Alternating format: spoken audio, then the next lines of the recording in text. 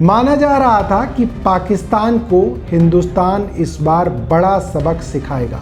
और दूसरा स्तर था भारत की केंद्र सरकार का, जिसका काम था अपने डिप्लोमेटिक चैनल्स खोलना, अपनी विदेश नीति के तहत अलग अलग बड़े बड़े देशों को भारत की तरफ लाना और पाकिस्तान के खिलाफ उनको खड़ा करना। भारत विश्व में अलग थलग था। क्यों ऐसा था कि भारत के लिए किसी भी देश ने ये नहीं कहा कि पाकिस्तान गलत है। मुझे लगता है ये भारत की केंद्र सरकार के लिए एक बड़ी डिप्लोमेटिक चूक रही। इन तमाम देशों में, इन 25 देशों में भारत के अलावा कोई ऐसा देश नहीं था जिसने IMF में पाकिस्तान का साथ ना दिया हो। सभी देशों ने पाकिस्तान को लोन देने की रजामंदी दी।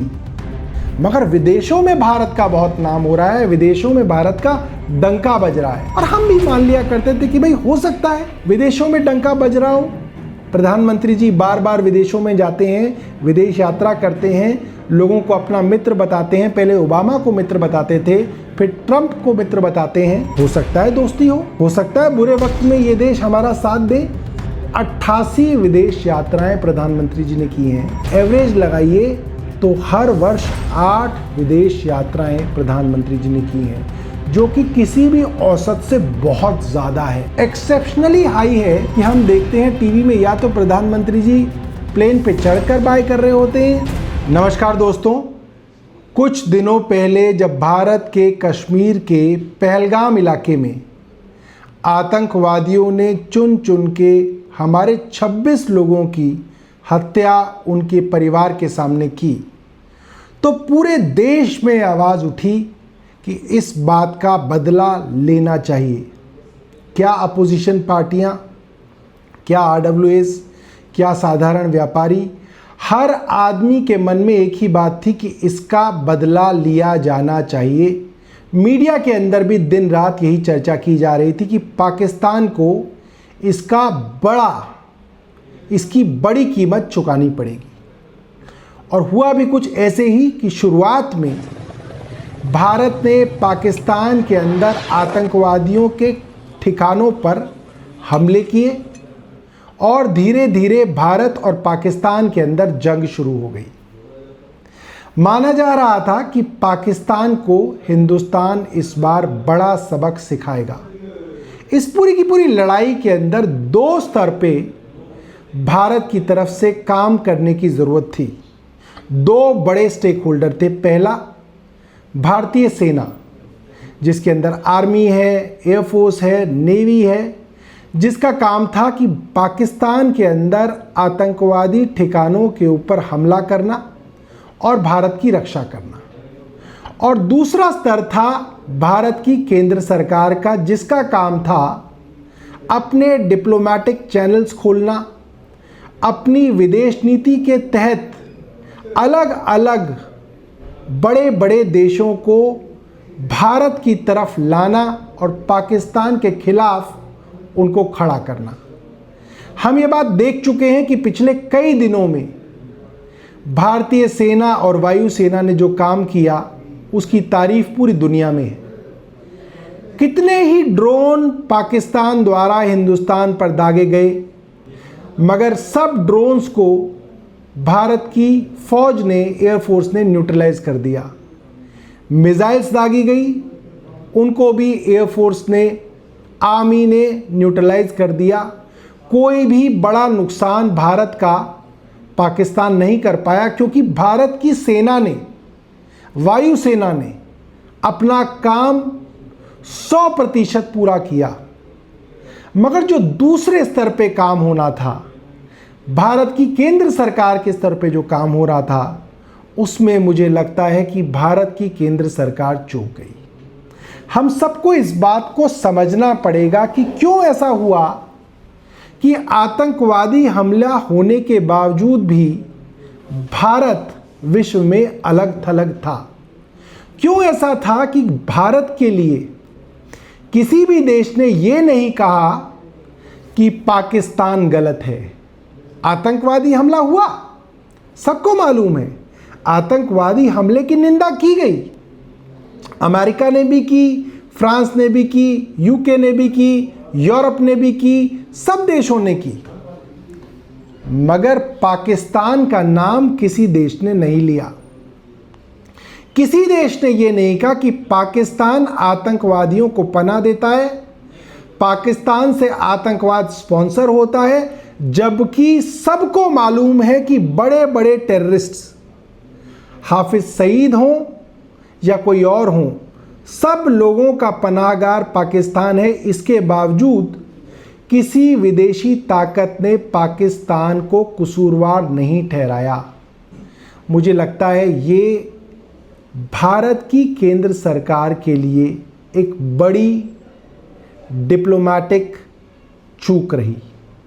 इसके बाद जब भारत और पाकिस्तान का युद्ध हुआ, उस समय जब पाकिस्तान के पास लड़ाई लड़ने के लिए पैसा नहीं था, पाकिस्तान को इंटरनेशनल मॉनेटरी फंड यानी कि IMF ने करीब $2.5 बिलियन का लोन दिया। जी हाँ, जिस वक्त पाकिस्तान और हिंदुस्तान की वॉर चल रही है, एक दूसरे के ऊपर मिसाइल्स और ड्रोन्स दागे जा रहे हैं, उस समय IMF ने पाकिस्तान को $2.5 बिलियन का लोन सैंक्शन कर दिया।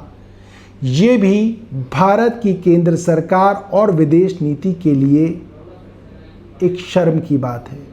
आप कल्पना कीजिए, IMF में जब किसी देश को इस तरीके से लोन दिया जाता है तो उसमें करीब 25 ऐसे देश स्टेक होल्डर हैं जो कि वोट डालते हैं। उन 25 देशों में बड़े बड़े देश शामिल हैं, जिसके अंदर अमेरिका भी है, फ्रांस भी है, रशिया भी है, जर्मनी भी है। इन तमाम देशों में, इन 25 देशों में भारत के अलावा कोई ऐसा देश नहीं था जिसने IMF में पाकिस्तान का साथ ना दिया हो। सभी देशों ने पाकिस्तान को लोन देने की रजामंदी दी। ये हमारे लिए बहुत चिंता की बात है। चिंता इसलिए नहीं है कि आज सीज फायर हो गई, जो लोग चाहते थे वो नहीं हो पाया, जो पाकिस्तान को सबक सिखाना था वो नहीं सिखाया गया। आज चिंता इस बात की है कि भारत जैसा देश, एक बड़ा देश जिसका विश्व में बहुत नाम हुआ करता था, आज ऐसा क्या हो गया कि विश्व का कोई भी देश IMF में भारत के साथ नहीं खड़ा हुआ। आतंकवाद की घटना के बाद भी किसी देश ने पाकिस्तान का नाम लेके पाकिस्तान की निंदा नहीं की। ऐसा नहीं है कि विदेश नीति पे काम नहीं हुआ है। आप याद करें, भारत के प्रधानमंत्री नरेंद्र मोदी जी जब से 2014 में प्रधानमंत्री बने हैं, वे लगातार ये कहते रहे हैं कि उनकी विदेशी यात्राओं से लगातार भारत का नाम ऊपर जा रहा है। बीजेपी के समर्थक अक्सर ये कहते हैं, जब भी आप उनसे बेरोजगारी, महंगाई के बारे में बात करें तो कहते हैं देखिए यहाँ पे तो कुछ समस्याएं हैं, मगर विदेशों में भारत का बहुत नाम हो रहा है, विदेशों में भारत का डंका बज रहा है। और हम भी मान लिया करते थे कि भाई हो सकता है विदेशों में डंका बज रहा हो। लगातार हाई नेट इंडिविजुअल्स, अमीर भारतीय भारत की नागरिकता त्याग करके विदेशों की नागरिकता ले रहे थे, बट तब भी हमने माना कि हो सकता है विदेशों में डंका बज रहा हो। प्रधानमंत्री जी बार बार विदेशों में जाते हैं, विदेश यात्रा करते हैं, लोगों को अपना मित्र बताते हैं। पहले ओबामा को मित्र बताते थे, फिर ट्रंप को मित्र बताते हैं। हो सकता है दोस्ती हो सकता है बुरे वक्त में ये देश हमारा साथ दे। और एक साधारण आदमी भी अपने जीवन में इतनी विदेश यात्राएं नहीं कर सकता। एक कंपनी में मामूली मैनेजर भी हो तो उसके लिए लाइफ इतनी बिजी होती है कि वो इतनी विदेश यात्राएं नहीं कर पाता। मगर प्रधानमंत्री जी ने एक रिकॉर्ड स्तर पे विदेश की यात्राएं की। मैं अगर आंकड़ा बताऊं तो मोटे तौर पे उनको 11 वर्ष हुए हैं प्रधानमंत्री बने, और इन 11 वर्षों में 88 विदेश यात्राएं प्रधानमंत्री जी ने की हैं। एवरेज लगाइए तो हर वर्ष 8 विदेश यात्राएं प्रधानमंत्री जी ने की हैं, जो कि किसी भी औसत से बहुत ज़्यादा है, एक्सेप्शनली हाई है। कि हम देखते हैं टीवी में या तो प्रधानमंत्री जी प्लेन पे चढ़कर बाय कर रहे होते हैं या प्लेन से उतर रहे होते हैं। ये लगभग हर महीने इस तरीके की फ़ोटोज़ और विजुअल्स हम लोग देखते हैं। और करीब 73 अलग अलग देशों में प्रधानमंत्री यात्रा कर चुके हैं। और अगर हम सिर्फ बड़े देशों का जिक्र करें कि जो बड़े इम्पॉर्टेंट देश हैं, पावरफुल कंट्रीज़ हैं, जिनके लिए हमारे अच्छे संबंध होना बहुत ज़रूरी है, उन देशों का अगर मैं जिक्र करूं तो अमेरिका के अंदर प्रधानमंत्री जी ने 10 विदेशी यात्राएं की हैं। फ्रांस के अंदर 8 बार, मैं वो नहीं बता रहा कि कब अमेरिका के राष्ट्रपति यहाँ पे आए या फ्रांस के राष्ट्रपति आए होंगे, प्रधानमंत्री नरेंद्र मोदी फ्रांस 8 बार जा चुके हैं। जापान, रशिया और यूएई प्रधानमंत्री जी 7 बार जा चुके हैं। जर्मनी प्रधानमंत्री जी 5 बार जा चुके हैं।